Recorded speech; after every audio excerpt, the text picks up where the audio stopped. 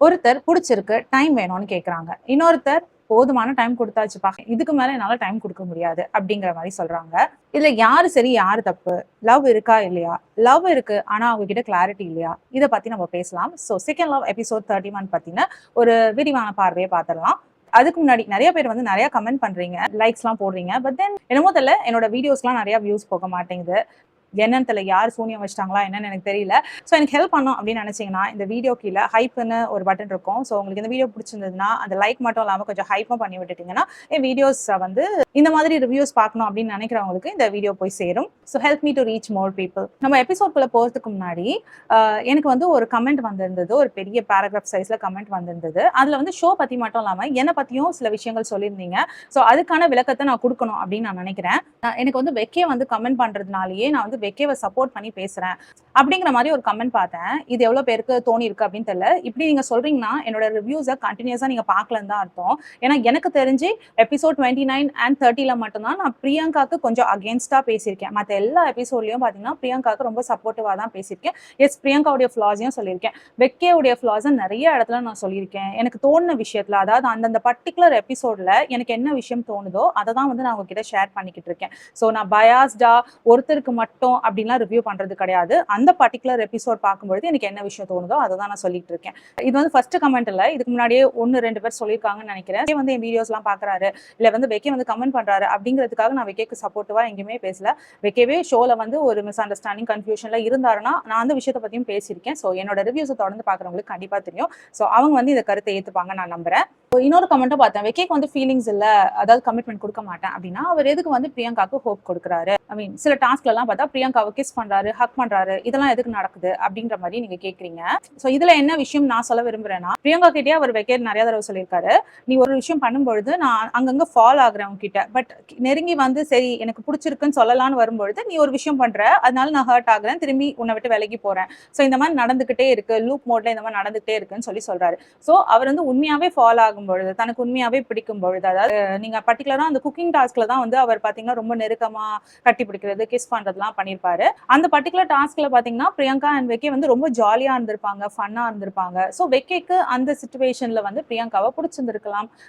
நான் ஃபாலோ ஆகி திரும்பி வரேன் வெளியில அப்படின்னு சொல்றாருல, அந்த சிச்சுவேஷன்ல அதுவும் ஒன்னா இருந்திருக்கலாம். அவர் கிஸ் பண்ணிருக்கலாம். அடுத்து வந்து ஏன் வந்து ஹோப்ஸ் கொடுக்குறாரு, கிஸ் பண்ணி ஏன் ஹோப்ஸ் கொடுக்குறாரு நான் கேக்குறேன். இந்த ஷோல எந்த கண்டஸ்டன்ட் வந்து இந்த மாதிரியான இதான் நீங்க கிஸ் பண்றது, ஹக் பண்றது தான் ஹோப்ஸ் அப்படின்னு சொன்னீங்கன்னா, எந்த கண்டஸ்டன்ட் அதை பண்ணல? தேஜஸ் பண்ணலையா? தினேஷ் பண்ணலையா? ஆபித் பண்ணலையா? இன்னொரு கொஸ்டினும் எனக்கு இருக்கு. வெக்கே ஏன் கமிட்மெண்ட் கொடுக்க மாட்டேங்கிறாருன்னு எல்லாருமே கேக்குறீங்க. பிரியங்கா அவ்வளோ கிளாரிட்டியோட இருக்காங்க. எனக்கு வந்து வெக்கே வேணும்ப்பா, எனக்கு வெக்கேவை பிடிச்சிருக்கு, நான் வெளியில போயும் இந்த ரிலேஷன்ஷிப்பை கண்டினியூ பண்ண போறேன்னு சொல்றாங்க. ஏன் வெக்கேவால அந்த கமிட்மெண்ட்டை கொடுக்க முடியல அப்படின்னு கேக்குறீங்களே. எத்தனை பேர் வீட்டுல இருக்கிற மேல் கான்டெஸ்டன்ட்ல எத்தனை பேர் அந்த கமிட்மெண்ட்டை கொடுத்தாங்க? ஆபித மட்டும் விட்டுருங்க. ஆபித் அங்கங்க சொல்றாரு, நான் வெளியில போயும் இந்த ரிலேஷன்ஷிப்பை கண்டினியூ பண்ண போறேன், சீரியஸா எடுத்துட்டு போறேன் அப்படின்னு நிறைய இடங்கள்ல அவர் சொல்லியிருக்காரு. ஆபிதை தவிர வேற யாரு கமிட்மெண்ட் கொடுத்திருக்காங்க? எந்த கேர்ள்ஸ் வந்து கேட்காம இருக்காங்க? நேஹா கேட்கலையா தேஜஸ் கிட்ட, நான் இன்செக்யூர்டா ஃபீல் பண்றேன், வெளியில போய் என்ன நடக்க போகுது, எனக்கு யோசனையா இருக்கு, நீ கேமராக்காக பண்றியா? நிறைய கேள்விகள் கேட்கறாங்களே. தேஜஸுமே வந்து அதுக்கு பதில் கொடுத்துட்டு தானே இருக்காரு. இல்ல நான் கேமராக்காக பண்ணல, அப்படி நீ யோசிச்சனா அது உன்னோட நினைப்பு, அதுக்கு நான் எதுவும் பண்ண முடியாது அப்படின்னு நிறைய விஷயங்கள் சொல்லிட்டு இருக்காரு. ஏன் வீணா, தினேஷ் இவங்க 2 பேர் நடுவுல இந்த கேள்விகள் எழும்பலையா? வீணா எத்தனை தடவை தினேஷ் கிட்ட வந்து வெளியில போய் என்ன நடக்க போகுது, வெளியில போய் நீ என்கிட்ட பேசுவியா, வெளியில போய் இது லாங் டேர்ம் ரிலேஷன்ஷிப்பா மாறுமா, எனக்கு வந்து நீ கமிட்மெண்ட் கொடுப்பியான்னு நிறைய இடங்கள்ல வீணா கேட்டிருக்காங்க. அதை நம்ம பார்த்திருக்கோம். ஒரே ஒரு டிஃபரன்ஸ் என்னன்னா, அந்த பெண்கள்லாம் பிரியங்கா அளவுக்கு ப்ரெஷரைஸ் பண்ணல அந்த ஒரு கண்டஸ்டன்ட்டை. அந்த மேல் கான்டெஸ்டன்ட் அந்த டைம் கேக்குறாங்க, அவங்களுக்கும் ஹர்ட் ஆகுது. அவங்க மேல் கான்டெஸ்டன்ட்லாம் சொல்றாங்க வெளியில போய் பாத்துக்கலாம் இதன்னு. இந்த ஃபீமேல் கான்டெஸ்டன்ட்ஸ்லாம் ஒத்துக்கிறாங்க. நேஹா, வீணா இவங்கெல்லாம் வந்து ஒத்துக்கிறாங்க. ஓகே ஃபைன், நம்மளால இங்கே டிசைட் பண்ண முடியாது, வெளியில போய் எடுத்துக்கலாம். நேஹாக்கு இருக்கிற ஒரு டவுட் என்னன்னா, தேஜஸ் ஒருவேளை கேமராக்காக பண்றாரோ அப்படிங்கிறது வந்து அந்த ஃபீலிங் அவங்களுக்கு இருந்துட்டே தான் இருக்கு. அது ஒரு பக்கம்.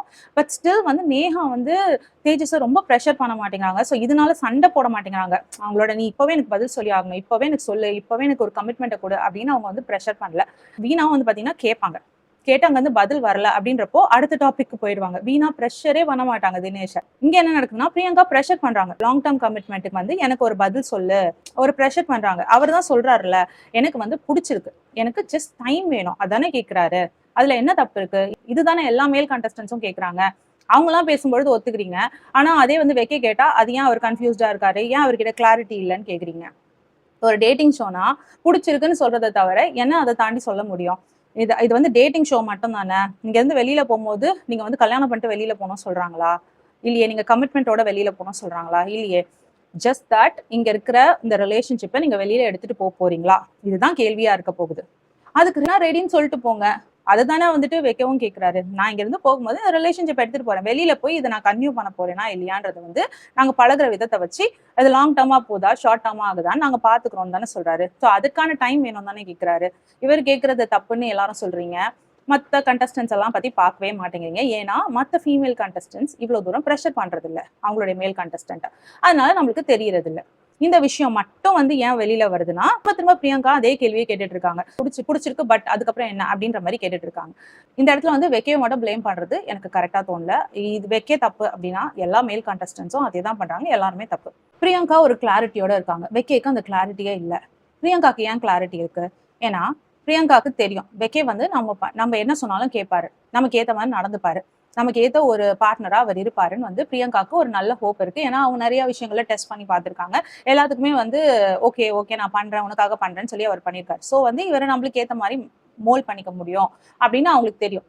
ஆனா அதே கேள்வியை வெக்கே கிட்ட கேட்டா உங்களுக்காக பிரியங்கா எல்லாமே பண்ணுவாங்களா, உங்களுக்காக எல்லாத்தையும் விட்டு கொடுப்பாங்களா அப்படின்ற ஒரு கேள்வியை கேட்டா வெக்கேக்கு பதில் வந்து ஒண்ணு நோவா இருக்கணும். வெக்கே பிரியங்கா பேசுனதை வச்சு பார்க்கும்பொழுது ஒரு பதில் சொல்லணும்னா அது நோ தான். இல்ல இது ஷோக்காக அவங்க பண்றாங்க, வெளியில போய் மாறுவாங்க அப்படின்னு நினைச்சா அது தெரியல அப்படின்ற ஒரு பதில் சொல்லணும். இங்க வந்து பிரியங்காவுக்கு ஒரு கிளாரிட்டி இருக்கு. அந்த கிளாரிட்டியை யாரு கொடுத்ததுன்னா வெக்கே கொடுத்தது. அதே கிளாரிட்டியை பிரியங்கா வெக்கேக்கு கொடுத்துருக்காங்களான்னு யோசிச்சு பார்த்தா இல்லையே. அதுக்கப்புறம் எப்படி வந்து அவர் லாங் டேர்ம் கமிட்மெண்ட்டுக்கு ஓகே சொல்வாரு? இதுவும் ஒரு பாயிண்ட் தானே. இங்க வந்து பிளேம் வந்து 2 பேர் மேலயும் இருக்கு ஓரளவுக்கு அப்படின்னு நான் சொல்லலாம். ஆனா வந்து அதை ஸ்டார்ட் பண்றது பிரியங்கா அப்படின்ற மாதிரி தான் நான் நினைக்கிறேன். பிரியங்கா வந்து ஃப்ரஸ்ட்ரேட் ஆகுறாங்க. பிரியங்கா ஏன் ஃப்ரஸ்ட்ரேட் ஆகுறாங்க? வெக்கே வந்துட்டு பதில் சொல்ல மாட்டேங்கிறாருன்னு சொல்லிட்டு.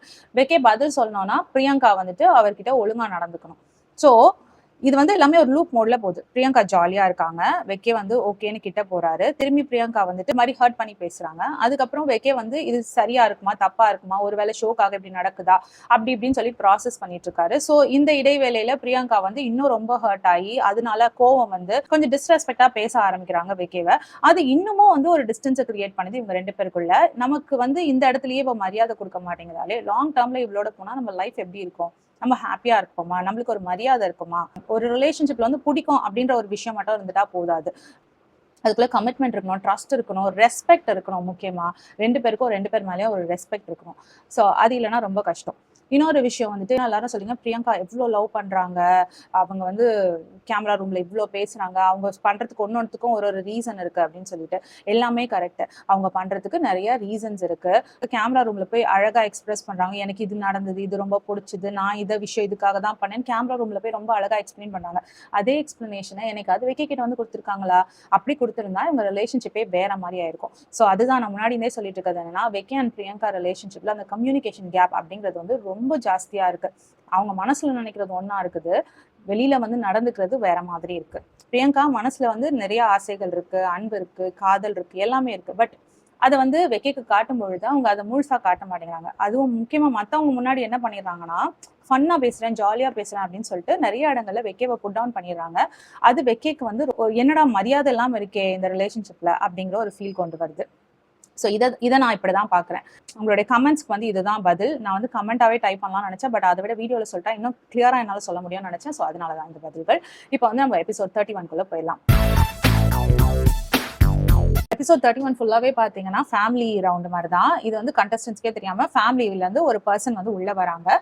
வெக்கையை மீட் பண்ண பிரியங்காவோட ஃப்ரெண்டு வராங்க. பிரியங்காவை மீட் பண்ண வெக்கையோடைய பிரதரே வராரு. வெக்கையோடைய பிரதர் பிரியங்காக்கு முன்னாடியே தெரிஞ்சிருக்கு. ஸோ நல்லா பேசிக்கிறாங்க. 2 பேரும் சேம் இண்டஸ்ட்ரியில இருக்கிறதுனால 2 பேரும் நல்லா பேசிக்கிறாங்க, ஜாலியா பேசிக்கிறாங்க. அண்ட் பிரியங்கா கிளியரா சொல்லிடுறாங்க எனக்கு கிளாரிட்டி இருக்கு, எனக்கு வெக்கையை பிடிச்சிருக்கு, I want to take this forward அப்படிங்கிற மாதிரி அவங்க கிளியரா சொல்லிடுறாங்க. சரி அதே கொஸ்டினை வெக்கை கிட்ட கேட்கும்போது வெக்கையும் சொல்றாரு எனக்கு பிடிச்சிருக்கு, அதான் திரும்பியும் நான் ப்ராக்ரஸ்ல இருக்கிறேன், நிறைய டவுட்ஸ் இருக்கு அப்படிங்கிற மாதிரி சொல்றாங்க. ஸோ பிரியங்காவை பொறுத்த வரைக்கும் அவங்களுக்கு வந்து கிளாரிட்டி இருக்கு, நம்ம இதுதான் பண்ண போறோம் அப்படின்னு சொல்லிட்டு. பட் வெக்கையை பொறுத்த வரைக்கும் அந்த கிளாரிட்டி அவருக்கு இல்ல. அவர் வந்து இன்னும் டெசிஷன் மேக் பண்றதுக்கு யோசிச்சுட்டு தான் இருக்காரு. சொல்றாரு. அதுக்கு காரணம் வந்து அவர் பிரியங்காவை இன்னும் கம்ப்ளீட்டா அவர் அண்டர்ஸ்டாண்ட் பண்ணல. ஸோ நான் ஃபுல்லா அண்டர்ஸ்டாண்ட் பண்ணிட்டு ஓகே சொல்றேன் அப்படின்ற மாதிரி சொல்றாரு. இது எனக்கு தப்பாவே தோணல. நிவேதிதா அண்ட் ஆபித் அவங்களோட ஃபேமிலி வந்து பாத்தீங்கன்னா நிவேதிதாவுடைய சிஸ்டர் வந்திருந்தாங்க ஆபித்தை மீட் பண்றதுக்கு.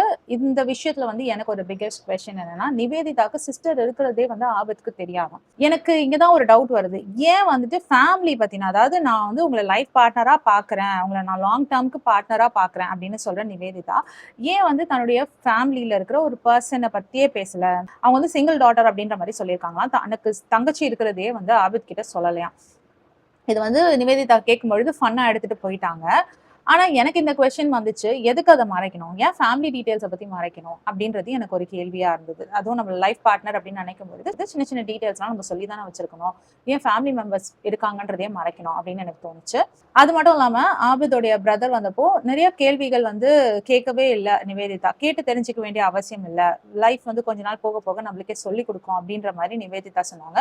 அந்த வார்த்தையில கிளாரிட்டி இருந்தாலும் ஏன் வந்து ஆபத்தை பத்தி தெரிஞ்சுக்கணும்னு இவங்களுக்கு வந்து ஒரு ஆர்வம் இல்லை அப்படின்னு தோணுச்சு. ஸோ இந்த மாதிரி குட்டி குட்டி விஷயங்கள் தான் வந்து எனக்கு நிவேதிதா வந்து ஒருவேளை ஷோக்காக பண்றாங்களோ, இது வந்து ரியலா இல்லையே, இது ஃபேக்கா இருக்குமோ இந்த ரிலேஷன்ஷிப் அப்படின்னு அங்கங்க தோன்றதுக்கு காரணம் வந்து இந்த மாதிரி சில இன்சிடென்ட்ஸ் தான். ஆனா நிவேதிதாவுடைய சிஸ்டர் வந்து ஆபித் கிட்ட ஏகப்பட்ட கேள்விகள் கேட்டாங்க. ஒரு அம்மா அப்பா வந்திருந்தா எப்படி கேள்விகள் கேட்டிருப்பாங்களோ அதே மாதிரி கேள்விகள். அவங்க வந்து ரொம்ப மெச்சூர்டா, ரொம்ப ஃபார்வர்டா திங்க் பண்ணி நிறைய விஷயங்கள் கேட்டாங்க. இப்போ நீங்க 2 பேர் சேரணும்னா அது உங்க 2 பேரோட டிசிஷன் மட்டும் இல்லை. உங்க நடுவில் வந்து ஒரு குழந்தை இருக்கு, ஒரு 6 வயசு குழந்தை இருக்கு. அந்த குழந்தைக்கும் மனசு இருக்கு. ஸோ அந்த குழந்தை இதை எப்படி பார்க்கும், எப்படி ஏத்துக்கும் அப்படின்னு நீங்க நினைக்கிறீங்க அப்படின்னு கேட்கும் பொழுது அதுக்குமே ஆபித் வந்து கிளியரா பதில் சொன்னாரு. அந்த குழந்தைய பாத்துக்கிறது என்னுடைய அம்மா. ஸோ என்னுடைய அம்மா வந்து நல்லா பார்த்துப்பாங்க. எனக்கு வேண்டியது வந்து என் பார்ட்னர் என் குழந்தைய பார்த்துக்க வேண்டிய அவசியம் இல்லை. எனக்கு வேண்டியது என் பார்ட்னர் வந்து என் கூட ஹாப்பியா இருக்கணும். என் பார்ட்னர் வந்து என் குழந்தை கிட்ட ஃப்ரெண்ட்லியா இருந்தா போதும், வேற எதுவுமே நான் எக்ஸ்பெக்ட் பண்ணல அப்படின்னு வந்துட்டு ஆபித் சொன்னாரு. ஸோ அவரோட ஸ்பீச்ல வந்து நிறைய கிளாரிட்டி இருந்தது. அவர் வந்து கண்டிப்பா இந்த ரிலேஷன்ஷிப்பை வெளியில எடுத்துட்டு போனோம் அப்படின்னு நினைக்கிறாருன்னு தோணுது. பட் நிவேதிதா அப்படின்னு பார்க்கும்போது எனக்கு கொஞ்சம் ஸ்லைட்டா ஒரு டவுட் வரதான் செய்யுது. Dinesh and Veena family meeting, ஐயோ இதுதான் வந்து செம்ம சிரிப்பா இருந்தது. வீணா வந்துட்டு நீங்க ஏதாவது நல்ல ட்ரெஸ், உங்களுக்கு கம்ஃபர்டபுளான, நீங்க அழகா தெரியுற ஒரு ட்ரெஸ்ஸை போட்டு வாங்க அப்படின்னு சொன்ன உடனே வீணா வந்துட்டு தனக்கு பிடிச்ச ஒரு ட்ரெஸ்ஸை போட்டு வந்திருக்காங்க குட்டியா. அவங்க மாடல் இல்லையா, அது அவங்கள தப்பு சொல்றது இல்லை.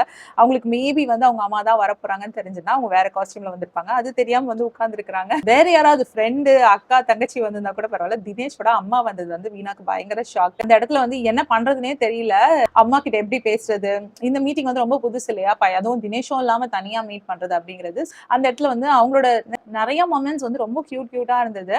வீணா வந்து என்ன உங்களுக்கு பிடிச்சிருக்கான்னு கேட்டதும் இருக்கட்டும், அவங்க அம்மா கிட்ட வீணாவே சொன்னாங்க, நீங்க வருவீங்கன்னு தெரிஞ்சிருந்தா நான் சாரி எதுனா கட்டிட்டு வந்திருப்பேன், உங்களுக்கு பிடிச்ச ட்ரெஸ் போட்டு வாங்கன்னு சொன்னாங்க, அதனாலதான் நான் இந்த ட்ரெஸ்ல வந்தேன்னு சொன்னேன்னா அவங்க அம்மா உனக்கு பிடிச்ச ட்ரெஸ் இதுதான் அம்மா அப்படின்னு கேட்டது வந்து வீணாக்கே ஒரு மாதிரி எம்பாரசிங்கா ஆயிடுச்சு. அது எல்லாமே முடிஞ்ச பிறகும் அவங்க அம்மா வந்து ரொம்ப வீணாவை அன்கம்ஃபர்டபுளா ஃபீல் பண்ண வைக்காம பூவை கொடுத்து, பொண்ணு பார்க்க தானே வந்திருக்கேன், இந்தா பூ வச்சுக்கோ அப்படின்ற மாதிரிலாம் அவங்க அழகா பூ கொடுத்ததும் சரி, வீணா அந்த பூவை தலையில வச்சுட்டு ஒரு நாள் ஃபுல்லா சுத்தி வந்ததும் சரி, பார்க்க ரொம்ப கியூட்டான மொமெண்டா இருந்தது. ஸோ அந்த இடத்துல வந்து வீணா வந்து தினேஷை எவ்வளவு தூரம் விரும்புறாங்க அப்படிங்கிறது தெரிய வந்து, பூ வச்சுக்கிறது வந்து ஒரு சாதாரண விஷயம் தானே அப்படின்ற மாதிரி யோசிக்கலாம். பட் அஃபெக்ஷன் அப்படிங்கிறது வந்து சின்ன சின்ன விஷயங்கள்ல தான் தெரியும், சொல்றதுனால இல்ல, சில ஆக்ஷன்ஸ் மூலமா ரொம்ப அழகாவே தெரியும். ஸோ வீணா கிட்ட அது தெரிஞ்சுது. இது மூலமா வந்து வீணா வந்து தினேஷை வந்து எவ்வளவு தூரம் லவ் பண்றாங்க, எவ்வளவு அன்பா பாக்குறாங்க அப்படின்னு தெரிஞ்சிச்சு. அண்ட் அவங்க அம்மாவை பார்த்ததுக்கு அப்புறம் வீணா வேற சொன்னாங்க, நான் வந்து தினேஷை கல்யாணம் பண்ணிக்கணுமான்ற ஒரு எண்ணத்துல இருந்தேன், பட் அவங்க அம்மாவை பார்த்த உடனே எனக்கு கல்யாணம் வரைக்கும் இது கொண்டு போகணும்னு தோணுது அப்படின்ற மாதிரி சொன்னாங்க. அப்பவுமே வந்து தினேஷ் சிரிச்சுட்டே தான் இருந்தாரு. அந்த இடத்துல கல்யாணம் பண்ணிக்கலாம் அப்படிலாம் எதுவுமே சொல்லல.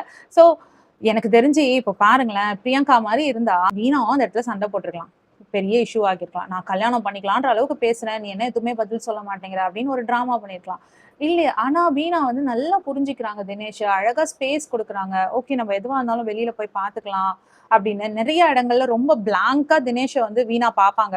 தான் ஒரு விஷயத்த சொல்லிட்டு நிறைய இடங்கள்ல வீணா வந்து ரொம்ப பிளாங்கா தினேஷை பார்ப்பாங்க. அதை நம்மளால பார்க்க முடியும். ஏதாவது பதில் வருமா அப்படின்னு எக்ஸ்பெக்ட் பண்ணி பார்ப்பாங்க. ஆனா தினேஷ் கிட்ட சிரிப்பை தவிர வேற எதுவுமே வராது. அந்த நேரத்துல வந்து ப்ரெஷரே பண்ண மாட்டாங்க, நீ எதனா பதில் சொல்லு, எதனா பதில் சொல்லு, அவங்க அடுத்த டாபிக் மூவ் ஆயிடுவாங்க. சோ அந்த விஷயம் வந்து எனக்கு வீணா கிட்ட ரொம்ப பிடிச்சது. ரொம்ப ரொம்ப அவங்களோட பார்ட்னரை கம்ஃபர்டபுளா வச்சிருந்தாங்க. ஸோ இந்த ரிலேஷன்ஷிப்பை வந்து நான் மேரேஜ் வரைக்கும் கொண்டு போகலாம் அப்படின்னு உங்க அம்மா பார்த்தோன்னே தோணுதுன்னு சொல்லும் பொழுது அவங்க வந்து தினேஷை மட்டும் இல்லாமல் தினேஷுடைய ஃபேமிலியும் சேர்த்து கனெக்ட் பண்ணுறது வந்து கிளியராக தெரிஞ்சிச்சு. நேஹா அண்ட் தேஜஸ் இவங்களுக்கு பார்த்தீங்கன்னா நேஹாக்கு அவங்க அப்பா தேஜஸ் வந்து மீட் பண்ணியிருந்தாரு. தேஜஸோட அப்பா வந்து ஜோவியலா இருக்காரு, ரொம்ப ஃபன்ஃபில்டா பேசுறாரு. So smooth conversation Neha and தேஜஸோட அப்பா கிட்ட. அண்ட் நேஹாவுமே வந்து எங்கேயுமே தேஜஸை புட் டவுன் பண்ணல, அவரோட நெகட்டிவ் கேரக்டர்ஸ் பத்தி எங்கேயுமே பேசல. ஸோ 2 பேருமே வந்து ரொம்ப நல்ல விதமா அப்பாவும் சரி நேஹாவும் சரி ரொம்ப நல்ல விதமா தேஜஸை பத்தி பேசிட்டு இருந்தாங்க. இன்னொரு பக்கத்துல தேஜஸை மீட் பண்றதுக்கு நேஹாவோட ஃப்ரெண்டு போயிருந்தாங்க. ஸோ அங்க பாத்தீங்கன்னா தேஜஸ் வந்து ரொம்ப ஹானஸ்டா இருந்தாரு. ரொம்ப ரொம்ப ஹானஸ்டா இருந்தது வந்து ஒரு பக்கம் நல்ல குவாலிட்டி அப்படின்னு பார்த்தாலும், இன்னொரு பக்கம் பாத்தீங்கன்னா அந்த ஹானஸ்டினால அவர் வந்து தன்னுடைய ப்ரீவியஸ் விஷயங்கள் எல்லாத்தையுமே சொல்லியிருக்காங்க போல இருக்கு. ஸோ இது மூலமா என்ன ஆகுது, நேஹாவுடைய ஃப்ரெண்ட் வந்து தேஜஸை கொஞ்சம் ஜட்ஜ் பண்றாங்க. ஒருவேளை இந்த பையன் வந்து கேமராக்காக சில விஷயம் பண்றானோ அப்படின்ற மாதிரி ஜட்ஜ் பண்றாங்க. இந்த 31 எபிசோட பொறுத்த வரைக்கும் பெரிய டிராமாஸ்லாம் எதுவும் நம்மளால பார்க்க முடியல. அழகான கியூட் மொமெண்ட்ஸ் இருந்தது. ஃபேமிலி உள்ள வந்திருந்ததுனால எனக்கு ரொம்ப பிடிச்ச ஒரு மொமெண்ட்னா வந்து வீணாவை வந்து தினேஷோட அம்மா மீட் பண்ணதுதான். 2 பேருமே வந்து பேசினது வந்து ரொம்ப ட்ரூவா இருந்தது, நேச்சுரலா இருந்தது. நிஜமாவே ஒரு பொண்ணு பார்க்க வந்தா எப்படி பேசிப்பாங்க அப்படின்னு. அண்ட் வீணாவோட எக்ஸ்பிரஷன் வந்து அவங்க ரொம்ப எம்பாரஸ்டா ஃபீல் பண்ணாங்க. ஃபர்ஸ்ட் டைமா வந்து தினேஷோட அம்மாவை பார்க்குறோம், இந்த மாதிரி ஒரு காஸ்டியூம்ல பார்க்குறோமே அப்படின்ற மாதிரி ரொம்பவே கொஞ்சம் ஒரு மாதிரி தான் ஃபீல் பண்ணாங்க. அது நல்லாவே தெரிஞ்சிச்சு. அவங்களுக்கு கொஞ்சம் அன்கம்ஃபர்டபுளாவே தான் இருந்தது. பட் ஸ்டில் அவங்க அம்மா வந்து அவங்கள ரொம்ப அன்கம்ஃபர்டபுளா, ஐயோ என்னம்மா இப்படி போட்டு வந்திருக்கா அப்பலாம் எதுவுமே பேசல. ஒரே ஒரு வார்த்தை தான் கேட்டாங்க, உனக்கு பிடிச்ச ட்ரெஸ் இதுதானாமா? அதுல வேற சொல்லியிருக்காங்க போல, தினேஷ்க்கு இந்த ட்ரெஸ் போட்டாதான் பிடிக்கும் அப்படின்னு சொல்லிட்டு. So very sweet, very cute. அப்புறம் எனக்கு பிடிச்சிருக்கான்னு வீணா கேட்கும் பொழுது கூட தினேஷோட அம்மா வந்து எனக்கு பிடிச்சிருக்கு, ஆனா தினேஷ் தான் முடிவெடுக்கணும் அப்படின்ற மாதிரி சொல்றாங்க. ஸோ என்னமோ தெரியல, வீணா தினேஷை பார்க்கும் பொழுது ரொம்ப கியூட்டா இருக்கு அவங்களோட மொமெண்ட்ஸ் எல்லாமே. முக்கியமா வீணாவை பார்க்கும்பொழுது ரொம்ப கியூட்டா இருக்கு. அவங்கள வந்து ஃபர்ஸ்ட் டைம் பார்க்கும்பொழுது நான் அவங்கள பார்த்து இவ்வளவு தூரம் இம்ப்ரெஸ் ஆவேனான்னு நினைக்கல. பட் கொஞ்சம் கொஞ்சமா பார்க்க வந்து ச்சே இந்த பொண்ணு நல்ல பொண்ணுடா, அப்படியே வெளியில பார்த்து நம்ம யாரையுமே ஜட்ஜ் பண்ணிடக்கூடாது. அவங்க பேசுறதையோ அவங்க நடவடிக்கை அவங்க ட்ரெஸ்ஸிங் சென்ஸ் இதை வச்சு யாரையுமே நம்ம டிசைட் பண்ணக்கூடாது. ஆனா உள்ளுக்கு வந்து ரொம்ப சாஃப்டான ரொம்ப அழகான ஒரு பொண்ணா இருக்கிறாங்க. மனசளவுல வந்து ரொம்ப அழகான ஒரு பொண்ணா இருக்காங்க அப்படின்றது தான் எனக்கு ஃபீல் ஆச்சு வீணா கிட்ட. ஸோ இதுதான் எபிசோட் 31ல நடந்தது. ரெட் ஃபிளாக் மொமெண்ட்ஸ் அப்படின்னு கேட்டா இந்த எபிசோட பொறுத்த வரைக்கும் ரெட் ஃபிளாக் மொமெண்ட்லாம் இல்லைங்க, எல்லாமே ட்ரூவா இருந்தாங்க. அதனால ரெட் ஃபிளாக் மொமெண்ட்னு எதுவுமே சொல்ல முடியாது. கிரீன் ஃபிளாக் மொமெண்ட்னு சொல்லி பார்த்தா வீணாவை தான் சொல்லணும். வீணா வந்து ரொம்ப கியூட்டா அவங்க மாமியார் கிட்ட பேசினதும் சரி, மாமியாருன்னே சொல்றேன் பாருங்க, வீணாவும் வந்துட்டு தினேஷோட அம்மா கிட்ட பேசினதும் சரி, தினேஷோட அம்மாவை வந்து ரொம்ப கியூட்டா வீணா கிட்ட நடந்துட்ட விஷயங்களும் சரி, எல்லாமே ரொம்ப அழகா இருந்தது. கிரீன் ஃபிளாக் மொமெண்ட்னா தினேஷோட அம்மாவையுமே சொல்லலாம். ரொம்ப ஃபர்ஸ்ட் டைம் ஒரு பொண்ணை பார்க்குறாங்க, அந்த வில்லேஜ் சைட்லேருந்து வராங்கன்னு சொல்கிறாங்க. அவங்க ஜட்ஜ்மெண்டெல்லாம் இல்லாமல் ரொம்ப அழகாக நடந்துக்கிட்டாங்க. ஸோ அவங்க பிஹேவியர் வந்து ஒரு க்ரீன் ஃபிளாக். மற்றபடி எபிசோட் 31 பார்த்தீங்கன்னா ரொம்ப லைட் ஹார்ட்டடாக ஜாலியாக போச்சுன்னு சொல்லலாம். உங்களுக்கு என்ன இந்த எபிசோட்ல பிடிச்சதுன்னு கமெண்ட் செக்ஷன்ல சொல்லுங்க. வீடியோவை சப்ஸ்கிரைப் பண்ணாம பார்த்துட்டு இருக்கீங்கன்னா ப்ளீஸ் சப்ஸ்கிரைப். இந்த வீடியோ பிடிச்சதுன்னா லைக் பண்ணுங்க. இந்த வீடியோ நிறைய பேருக்கு பாஸ் ஆன் ஆகுறதுக்கு ஹைப்பும் பண்ணி விடுங்க. நான் உங்களுக்கு நெக்ஸ்ட் வீடியோல மீட் பண்றேன். Until then, it's bye from Jemima. Take care.